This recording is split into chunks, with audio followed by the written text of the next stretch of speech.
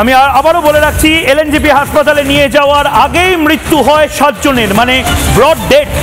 যে ভয়াবহ বিস্ফোরণ, আমরা যে ছবি আপনাদের দেখাচ্ছি, সেই বিস্ফোরণের অভিঘাতে আগেই 7 জনের মৃত্যু হয়। হাসপাতালে পৌঁছালে ব্রড ডেড ঘোষণা করা হয়। 3 জনের অবস্থা আশঙ্কাজনক ছিল, 3 জনের মৃত্যু হয় এলএনজেপি হাসপাতালে, তাদের বাঁচানো যায়নি। কমপক্ষে 9 জনের মৃত্যু এই মুহূর্তে এলএনজেপি হাসপাতাল সূত্রে আমরা জানতে পাচ্ছি। 15 জন আহত। এলএনজেপি হাসপাতাল,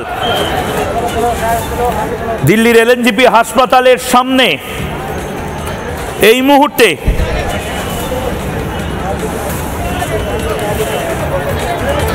লোকনায়ক হাসপাতাল, দিল্লির লোকনায়ক হাসপাতালের সামনে এই মুহূর্তে রিপাবলিক বাংলার প্রতিনিধিরা যে ছবি পাঠাচ্ছে, অত্যন্ত আশঙ্কার ছবি। এই মুহূর্তে কমপক্ষে 9 জন নিহত, 15 জন আহত, তাদের অবস্থা আশঙ্কাজনক।